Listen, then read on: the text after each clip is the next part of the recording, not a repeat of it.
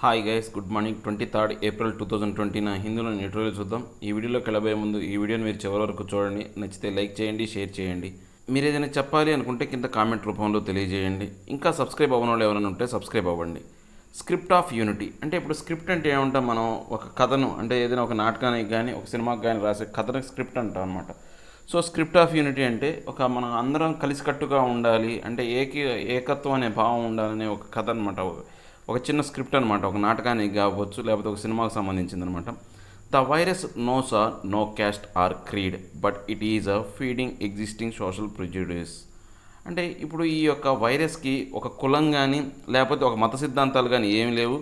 కానీ ఇప్పుడు మాత్రం ఇది ఈ యొక్క ఏం చేస్తుంది అంటే సామాజిక పరమైనటువంటి అంటే ప్రిజుడిస్ అంటే హానికరమైన అంశాలని లేవనెత్తుందన్నమాట. ఇది అంటే యాక్చువల్గా ఇది దేనికి సంబంధించిందంటే అండి, ప్రపంచవ్యాప్తంగా మన భారతదేశాన్ని ఈ మధ్యకాలంలో కొంతవరకు ఇక ఇస్లామిక్ ఫోబియా అంటే ముస్లింలో సంబంధించి ముస్లింల యొక్క మనుగడ అనేది కష్టంగా ఉంది, ముస్లిమ్స్కి వ్యతిరేకంగా ఉన్న దేశంగా ఉంది అని చెప్పేసి అటు యుఎస్కు సంబంధించిన ఈ యొక్క రైట్స్ కమిషన్ వాళ్ళు అంటున్నారు. దాంతోపాటు ఈ మనం ఆల్రెడీ చెప్పుకున్నాం అన్నమాట. ఏంటి, ఈ Islamic organisation of Islamic cooperation అని చెప్పి ఓఐసి అనే ఒక గ్రూప్ కూడా మన ఈ మధ్యకాలంలో భారతదేశం మీద ఇలాంటి నిందే వేశారనమాట.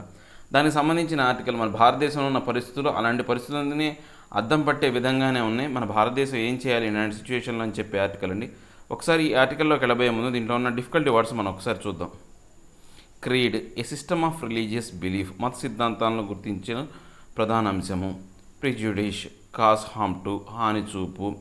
ఎగ్జోమెటిక్, సెల్ఫ్ ఎవిడెంట్, అన్డినయబుల్, సిద్ధాంతాలతో కూడిన.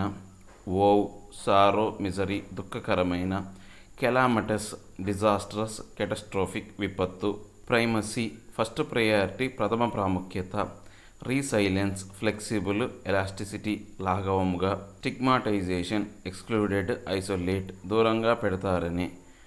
Aggravate, to make worse or more severe, రెచ్చగొట్టే. డయాస్పొరా, ప్రవాసులు. టాట్, ప్రమోషను, ప్రచారము. ప్రొపోనెంట్, అడ్వకేట్, ప్రమోటర్, ప్రతిపాదించువాడు. ఓడియస్, రివోల్టింగ్, రిపల్సివ్, అసహ్యం పుట్టించే. డయాట్రేప్, టెరైడ్, ఇన్విక్టివ్, తిట్ల వర్షము. న్యూచర్, డెవలప్మెంటు, ఫీడు, పోషణ. ఎక్స్పాట్రియేట్, ఇమిగ్రెంట్, నాన్ నేటివ్, వెలివేయు. ఇండీడ్, ఇన్ఫ్యాక్ట్, రియల్లీ, వాస్తవంగా. ప్రిడిజియస్, హ్యూజ్, ఎనార్మస్, విస్తృతమైన.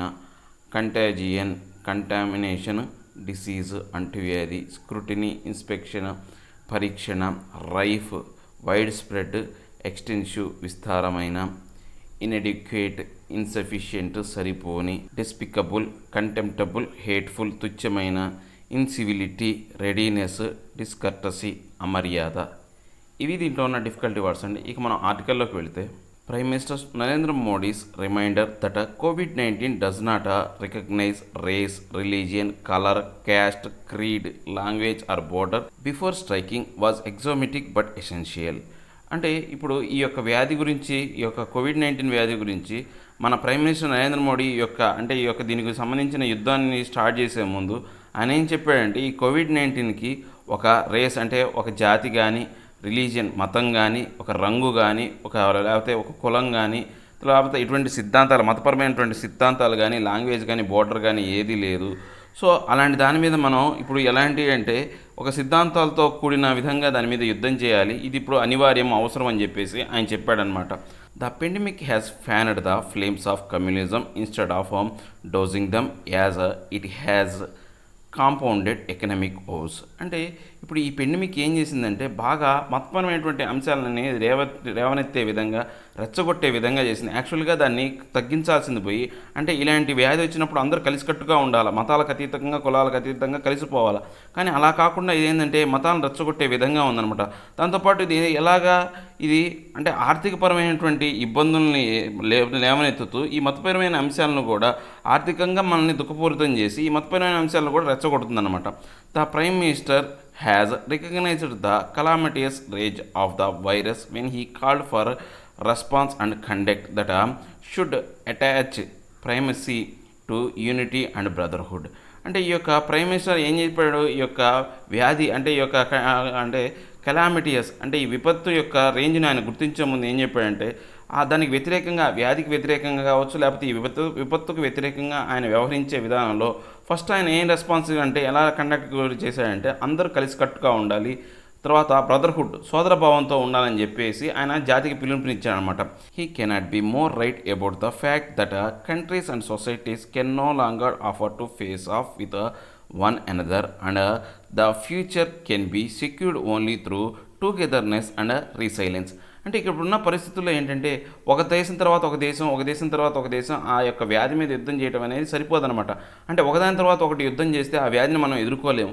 అందరూ కలిసికట్టుగా రీసైలెన్స్గా అంటే అందరూ కలిసికట్టుగా ఉండి దాన్ని అంటే లాఘవంగా పెద్ద మొత్తంలో ఒక స్ట్రాంగ్గా దాన్ని ఎదుర్కొన్నప్పుడు మాత్రమే ఆ వ్యాధిని అరికట్టవచ్చు అనమాట. He spoke against the backdrop of criticism of the apparent communal stand in the response of some sections to the COVID-19 challenge. అంటే ఈయన దేనికి వ్యతిరేకంగా అంటే ఈ కమ్యూనిజం స్టాండ్కి సంబంధించి కొంతమంది ఎవరైతే మాట్లాడుతున్నారో మన భారతదేశానికి సంబంధించి దానికి వ్యతిరేకంగా ఈ యొక్క కోవిడ్-19 ఛాలెంజ్ గురించి ఆయన మాట్లాడమాట. మన భారతదేశంలో అలాంటి ఏం లేవు, కమ్యూనిజం ఏం లేదు, అందరూ సమానంగా దాని మీద పోరాడుతున్నారని చెప్పేసి ఆయన వాళ్ళకి వ్యతిరేకంగా ఆయన మాట్లాడాడనమాట. The US commission on international religious freedom and the UN expressed concern over stigmatisation in India of a particular community. ఇప్పుడు యూఎస్కి సంబంధించిన కమిషన్ ఏదైతే ఉందో ఇంటర్నేషనల్ రిలీజియస్ ఫ్రీడమ్కి సంబంధించిన కమిషన్ కావచ్చు, లేకపోతే యుఎన్ కావచ్చు, యునైటెడ్ నేషన్స్ సంబంధించిన వాళ్ళు ఏం చెప్పారు అంటే ఒక స్టిగ్మాటైజేషన్ అనమాట. అంటే ఒక మతాన్ని వాళ్ళని కానీ ఒక సంస్థను కానీ లేకపోతే ఒక సంఘాన్ని కానీ వీళ్ళు దూరం పెడుతున్నట్టు, దూరం పెట్టే విధంగా స్టిగ్మాటైజేషన్ అంటే దూరం పెట్టే విధంగా ఉందన్నమాట. పర్టికులర్ కమ్యూనిటీని మనం దూరం పెడుతున్నామని, మన భారతదేశం దూరం పెడుతుందని చెప్పేసి వాళ్ళు మన మీద ఆరోపణలు చేశారు. India sought to reject this concern as external interference which they were. అంటే భారతదేశం మాత్రం వీటి తోసిపుచ్చిందనమాట. ఇదంతా కూడా ఎక్స్టర్నల్ ఇంటర్ఫియరెన్స్ అనమాట. వేరే దేశస్తులు వచ్చి మా దాంట్లో కలగజేసుకుని ఇలాంటి పనులు చేస్తున్నారని చెప్పేసి దాన్ని దూరం తోసిపుచ్చిందనమాట. But then as he noted the virus threat has made border irrelevant. అంటే కానీ ఇప్పుడు మనం చూస్తే ఎలా ఉంది అంటే ఈ యొక్క వైరస్ అనేది బోర్డర్కి సంబంధం లేదు. అంటే వేరే దేశస్తులు వచ్చి మా దాంట్లో ఇలాంటి సమస్యలు పెడుతున్నారు అని చెప్పేసి వీళ్ళు అనటానికి సరైన ఆధారం లేదు. ఎందుకని ఈ వైరస్ అనే దానికి బోర్డర్ అనేది లేదు, ఒక బోర్డర్ అనేది లేదు. వేరే దేశం మా దేశం అని చెప్పడానికి సరిపోయే బోర్డర్ లేదనమాట. అంటే ఇంతకుముందు కాశ్మీర్ అంశం వచ్చినప్పుడు అది మా ఇంటర్నల్ అఫైర్, మా బయట వాళ్ళు జోక్యం చేసుకోవడానికి అవసరం లేదన్నారు. కానీ ఇప్పుడు ఈ వైరస్ కూడా అదే మాట అనేది ఆపాదించడం కుదరదు. ఎందుకని ఈ వైరస్కి బోర్డర్స్ అనేవి లేవన్నమాట. There have been reports of religious discrimination towards patients. అంటే ఇప్పుడు మన భారతదేశంలో కొన్ని రిపోర్ట్లు చెప్తున్నాయి. ఏమని చెప్తున్నాయి? ఈ యొక్క పేషెంట్లు ఎవరైతే ఉన్నారో, ఆ యొక్క వ్యాధికి గురైన వాళ్ళు ఎవరైతే ఉన్నారో వాళ్ళకి మతపరమైనటువంటి వివక్షత అనేది జరుగుతుంది, వాళ్ళ దగ్గర మతపరమైన వివక్ష జరుగుతుందనేవి కొన్ని రిపోర్ట్లు చెప్తున్నాయి అన్నమాట. The situation was aggravated when a vocal section of the Indian diaspora often taught as proponents of India's interest in their host countries was seen as Islamic phobia in the UAE. అంటే ఇప్పుడు ఇలాంటి situation ఇంకా పెద్ద మొత్తంలో ఈ యొక్క భారతదేశానికి సంబంధించిన ప్రవాసులు ఎవరైతే ఉన్నారో, అంటే మన భారతదేశానికి కాకుండా హోస్ట్ కంట్రీస్లో యూఏఈ లాంటి దేశాల్లో ఉన్నవాళ్ళు అలాంటి అంశాల మీద ఇంకా వాళ్ళు పెద్దగా చెప్తున్నారనమాట. ఇస్లామిక్ ఫోబియా అనేది మన భారతదేశంలో ఎక్కువగా ఉంది అని వాళ్ళు చెప్తూ ఉన్నారనమాట. Such odious digital behaviour routinely goes question in India. అంటే అలాంటి యొక్క ఒడియస్ అంటే ఏంటంటే అసహ్యం పుట్టించే ఏదైతే ఈ యొక్క డిజిటల్ బిహేవియర్ ఉందో అది అనేది మామూలుగా భారతదేశంలో రకరకాల క్వశ్చన్ని అంటే ప్రశ్నలను తలెత్తే విధంగా ఉందన్నమాట. But in the UAE the response has been quick. కానీ ఇక్కడ యూఏఈలో మాత్రం దానికి సంబంధించిన రెస్పాన్స్ కానీ ఇక్కడ క్వశ్చన్లు వేస్తున్నాయి. దాంతోపాటు యూఏఈ వాళ్ళు కూడా దీనికి సంబంధించిన రెస్పాండ్ కూడా ఎక్కువ అవుతున్నారన్నమాట. దాన్ని ఎక్కువగా ప్రతిస్పందిస్తున్నారు. Many have lost their jobs for posting hateful content and this culture of diatribe now looms over a critical bilateral relationship that mister Modi has personally nurtured. అంటే ఇప్పుడు చాలామంది ఇలాంటి పోస్టింగ్స్ వల్ల అయితేనేమి ఇలాంటి విధానాల వల్ల వాళ్ళు ఉద్యోగాలను కోల్పోతున్నారు అనమాట. ఎలాగా కల్చరల్ డయాట్రైబ్ అనమాట. అంటే మతపరమైనటువంటి ఈ యొక్క తిట్ల వర్షం అనమాట. వేరే జాతి వాళ్ళని వేరే మతస్థుల్ని తిట్టడం వల్ల అట్లాంటి డయాట్రైబ్ అంటే తిట్ల వర్షం. అలా తిట్టడం వల్ల ఏమైందంటే అక్కడ ఎవరైతే ఉన్నారో చాలామంది వాళ్ళు ఉద్యోగాలు కోల్పోతున్నారు. దీనివల్ల ఏమవుతుందంటే దౌత్యపరమైనటువంటి అంటే ఏదైతే సంబంధాలు ఉన్నాయో అవి దెబ్బతినే విధంగా ఉందన్నమాట. యాక్చువల్గా ఇలాంటి విధానాన్ని ముందుగా స్టార్ట్ చేసింది ఎవరంటే, దీన్ని పోషణకు గురి చేసింది ఎవరంటే మన ప్రైమ్ మినిస్టర్ నరేంద్ర మోడీ అనమాట. The Indian ambassador to the UAE reminded expatriates that discrimination was against our moral fabric and the role of law indeed. అంటే ఇప్పుడు ఈ యొక్క యుఏఈలో ఉన్నటువంటి మన ఇండియన్ అంబాసిడర్ ఎవరైతే ఉన్నారో ఆయన యొక్క వివక్షతల గురించి ఆయన చెప్పాడనమాట. మా దేశానికి సంబంధించిన ధర్మం ప్రకారం ఆ చట్టం ప్రకారం ఇలాంటి వివక్షత అనేది అది కరెక్ట్ కాదు, అది దానికి వ్యతిరేకంగా మా యొక్క చట్టాలు కానీ ధర్మం కానీ ఉందని చెప్పేసి ఆయన చెప్పాడు. సో అలాంటి మా భారతదేశంలో జరగట్లేదు. ఆ యొక్క అంబాసిడర్ అనే అతను మనకు అంటే మనం డిఫెండ్ చేస్తూ వచ్చాడనమాట, మనల్ని కాపాడుతూ వచ్చాడు. The narrative of the pandemic as a communal conspiracy against the nation began to take a shape immediately after a Tablighi Jamaat congregation in Delhi in March turned out to be a prodigious source of contagion. అంటే ఇప్పుడు మామూలుగా ఈ యొక్క కమ్యూనల్గా ఈ యొక్క వ్యాధి అనేది communal conspiracy అనేది అంటే మతపరమైనటువంటి వివాదాలకు ఎప్పుడు చేరిందంటే ఎప్పుడైతే ఈ తబ్లీగీ జమాత్ అనే కాంగ్రెషన్ ఢిల్లీలో మార్చిలో జరిగిందో ఆ మార్చిలో జరిగిన తర్వాత ఏంటి అంటే ప్రొడీజియస్ సోర్స్ ఆఫ్ కంటేజియన్ అంటే ఏంటంటే ప్రొడీజియస్ అంటే చాలా ఎక్కువ మొత్తంలో హ్యూజ్ అమౌంట్లో ఏంటంటే ఈ వ్యాధికి గురైన వాళ్ళు అంటే ఈ వ్యాధి వల్ల బాధితులైన వాళ్ళు ఆ యొక్క మీటింగ్ తర్వాతనే ఎక్కువ మంది అయ్యారు కాబట్టి ఆ తర్వాతనే ఇది కమ్యూనల్ అంటే మతపరమైనటువంటి అంశాలను సంతరించుకుందనమాట ఈ COVID-19 అనేది. The centre and the Delhi government appear to be using the unfortunate episode scripted by an irresponsible and ignorant group to fend off a scrutiny of their own shortcomings. అంటే ఇప్పుడు ఏదైతే ఈ యొక్క సెంట్రల్ గవర్నమెంట్ కానీ Delhi government కానీ వాళ్ళు ఏం చేశారంటే కొన్ని అన్ఫార్చునేట్ ఎపిసోడ్స్ అనేవి నడిచినాయి అనమాట. అంటే దురదృష్టమైనటువంటి కొన్ని సంఘటనలు అనేవి జరిగినాయి అనమాట. ఎవరైతే కొంతమంది ఇర్రెస్పాన్సిబుల్ ఇగ్నోరెంట్ గ్రూప్ ఏంటంటే వీళ్ళకి వ్యతిరేకంగా దుష్ప్రచారం చేయడం మొదలుపెట్టారనమాట. ఏంటి అక్కడ ప్రభుత్వ వైఫల్యం ఉంది అని చెప్పకుండా వాళ్ళు ఏం చేశారంటే ఈ యొక్క మతపరమైన అంశాలకు వ్యతిరేకంగా వాళ్ళు ప్రచారం చేయటం అనేది మొదలుపెట్టారనమాట. A section of the media continues to play a dishonourable role in amplifying it. అంటే దాంతోపాటు ఏమైంది ఒక మీడియా ఎవరైతే ఉన్నారో అంటే సెక్షన్ ఆఫ్ ఒక గ్రూప్ ఆఫ్ మీడియా ఏం చేశారంటే దీనికి వ్యతిరేకంగా అంటే ఇప్పుడు ఏదైతే ఈ యొక్క అంశం ఏదైతే ఉందో తబ్లీగీకి సంబంధించి దానికి వ్యతిరేకంగా ఏదైతే ముస్లింల మీద వాళ్ళని ఆ యొక్క తప్పును ముస్లింల మీద ఆపాదిస్తున్నట్టు ఈ సెక్షన్ ఆఫ్ మీడియా అనేది కూడా పూర్తిగా ప్రచారం చేసి దాన్ని ఇంకా ఈ యొక్క తీవ్రతను పెంచిందనమాట. In an environment that is already rife with fear and uncertainty. అంటే ఆల్రెడీ వాతావరణం అనేది పూర్తిగా విస్తారమైనటువంటి భయంతో అనిశ్చితితో కూడి ఉందన్నమాట. The official communication strategy must focus on building trust and offering reassurance. ఇప్పుడు ఈ యొక్క అఫీషియల్ కమ్యూనికేషన్స్ అంటే ఈ యొక్క ఏదైతే ప్రభుత్వం కావచ్చు లేకపోతే ఉద్యోగస్తులు కావచ్చు వీళ్ళందరూ కూడా దేని మీద వాళ్ళు దృష్టి సారించాలి అంటే వాళ్ళలో నమ్మకం కలిగించే విధంగా ఎవరైతే ఆ ముస్లిమ్స్ ఎవరైతే ఉన్నారో వాళ్ళలో నమ్మకం కలిగించే విధంగా లేకపోతే సామాన్య ప్రజల్లో ఈ యొక్క భావాన్ని తొలగించే విధంగాను వాళ్ళకి తిరిగి అవకాశాన్ని వాళ్ళకి తిరిగి మంచి స్థానాన్ని కల్పించే విధంగా రీఅష్యూరెన్స్ ఇచ్చే విధంగా వీళ్ళు ప్రవర్తించాలన్నమాట. The extremely inadequate messaging has led to stigmatisation of patients and their families. అంటే ఇప్పుడు ఈ తీవ్రమైనటువంటి అంటే అసంపూర్తి ఇన్ఎడిక్వేట్ అంటే చాలనంత ఈ మెసేజ్లు అనేవి ఎలాంటి పరిస్థితులను తీసుకొస్తున్నాయంటే ఆ యొక్క ఏదైతే ఆ సెక్షన్ ఆఫ్ పీపుల్ ఉన్నారో వాళ్ళని వదిలిపెట్టే విధంగాను లేకపోతే వాళ్ళని దూరంగా పెట్టే స్టిగ్మాటైజేషన్ దూరంగా పెట్టే విధంగాను ఎవరిని ఆ పేషెంట్స్ కావచ్చు వాళ్ళ ఫ్యామిలీస్ గాను అలాంటి పరిస్థితులు తలెత్తే విధంగా ఉన్నాయన్నమాట. సో వీళ్ళు ఇన్ఎడిక్వేట్ మెసేజ్ ఇస్తున్నారు అంటే సరిపోయినంత మెసేజ్ ఇవ్వట్లేదు అంటే వాళ్ళ తప్పేం లేదని కానీ గవర్నమెంట్ ఎటువంటి క్లారిటీ ఇవ్వట్లేదు అనమాట. And despicable incivility towards even the bodies of unfortunate victims. అంటే దీంతోపాటు ఆ యొక్క డిస్క్యాపబుల్ అంటే తుచ్చమైనటువంటి ఈ యొక్క అమర్యాదకరమైనటువంటి ఈ యొక్క సిచ్యువేషన్కి ఏదైతే ఆ బాడీస్ ఉన్నాయో ఇప్పుడు తబ్లీగీకి సంబంధించిన ఆ గ్రూపుకి కావచ్చు ఎవరైతే ఆ అన్ఫార్చునేట్ విక్టిమ్స్ ఎవరైతే ఉన్నారో అలాంటి వాళ్ళని కాపాడే విధంగా వీళ్ళు ఏమీ చేయట్లేదు అనమాట. అంటే వాళ్ళు దురదృష్టవశాత్తు అలాంటి దాంట్లోకి వెళ్ళిపోయారే కానీ వాళ్ళు ఇంటెన్షనల్గా దాన్ని ఏం తప్పు చేయలేదు, వాళ్ళకి కావాల్సి ఏం చేయలేదు.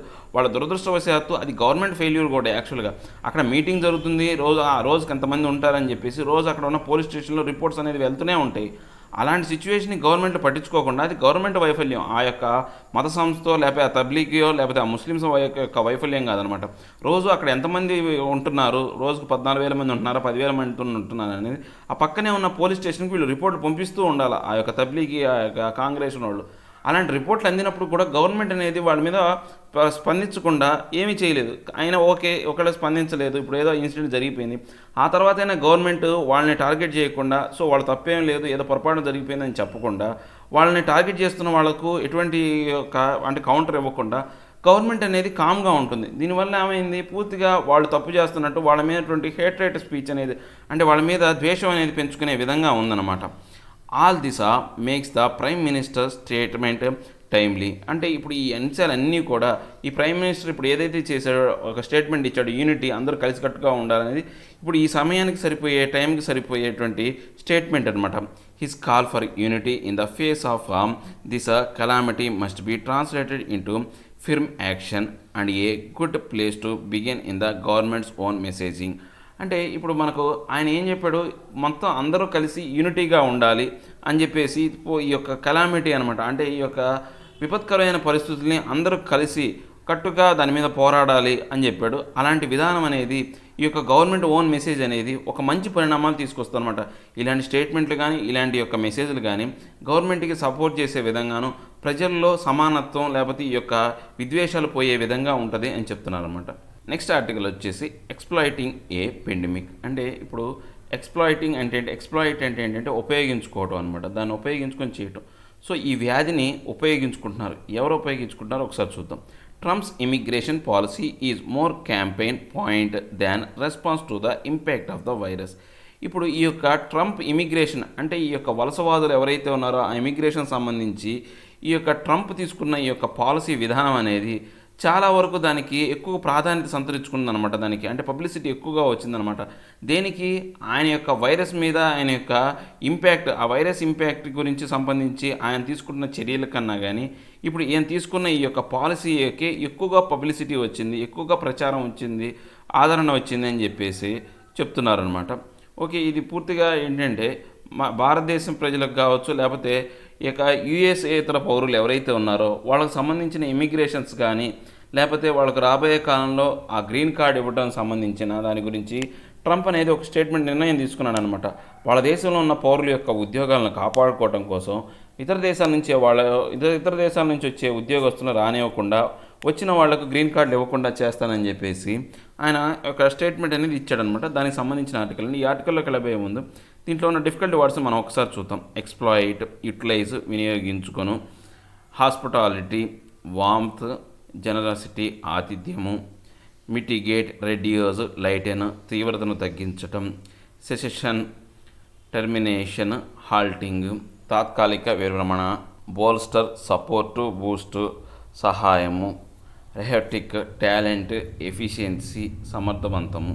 ఇవి దీంట్లో ఉన్న డిఫికల్టీ వర్డ్స్ అండి. ఇక మనం ఆర్టికల్లోకి వెళితే, United States President Donald Trump has announced that he would be using an executive order to suspend for 60 days legal immigration into the country that he has a little more than 6 months left to govern through his first term in office. అంటే United States president అయినటువంటి Donald Trump ఏం చెప్పాడు అంటే ఆయన యొక్క executive ఆర్డర్ని తీసుకొస్తున్నట్టు, దీనికి సంబంధించి ఒక 60 రోజుల కాలం పాటు ఈ లీగల్ ఇమిగ్రేషన్స్ అంటే ఈ యొక్క వలసదారులు ఎవరైతే ఉన్నారో వాళ్ళు వాళ్ళ దేశంలోకి రానివ్వకుండా చూసేటట్లు ఆయన యొక్క ఆర్డినెన్స్ అనేది తీసుకొచ్చారన్నమాట. అంటే ఆయన యొక్క పదవీ కాలం అనేది ఇంకో 6 నెలల కాలం లోపే అనమాట, 6 నెలల్లోనే ముగియబోతుంది అనమాట.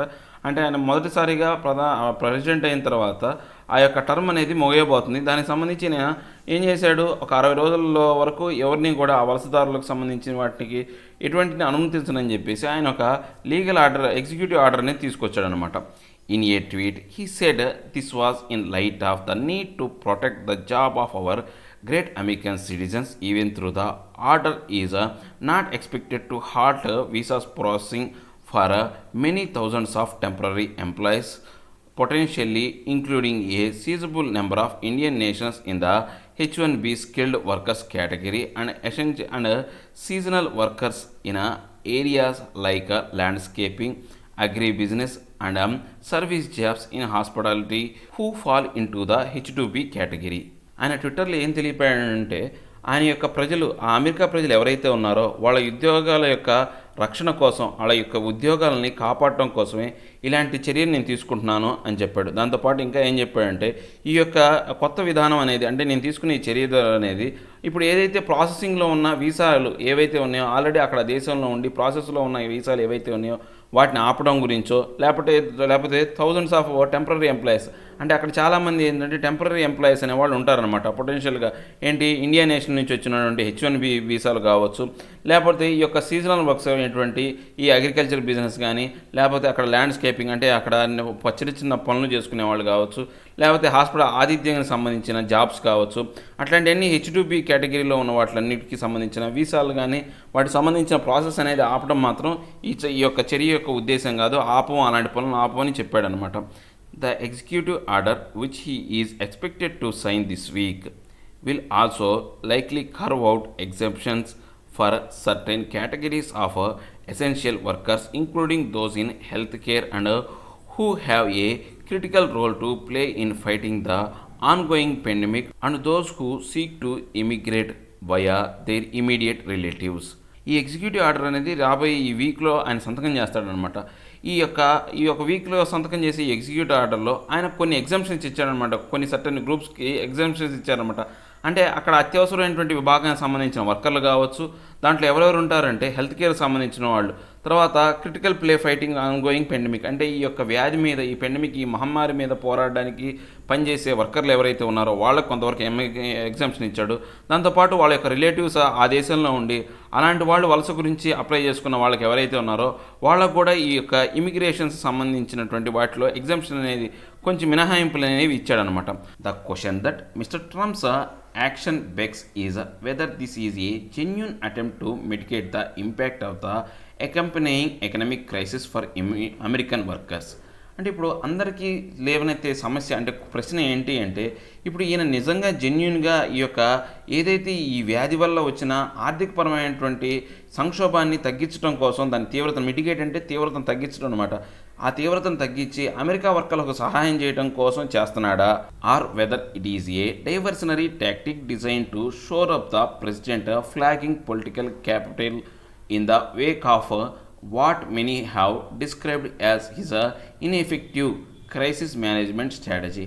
అంటే లేదా ఇప్పుడు ఏదైతే చాలామంది ఏంటి అంటే ఇలాంటి సంక్షోభ సమయంలో ఆయన ఏవైతే చర్యలు తీసుకోవాలో అలాంటి సరైన చర్యలు తీసుకోలేదు, ఆయన అసమర్థమైనటువంటి పాలన అలాంటి అంశాలని దాచిపెట్టుకోవడానికి, లేకపోతే అలాంటి అంశాలని కనపడకుండా, ప్రపంచానికి కనపడకుండా చేయడానికి తీసుకున్న నిర్ణయం అనేది అందరికీ ఒక లేవనెత్తున్న క్వశ్చన్ అనమాట. ఇప్పుడు for example, what impact does the white house expect this policy to have on the job market, given that immigrant and non-immigrant travel into the US has anyway fallen considerably over the past month.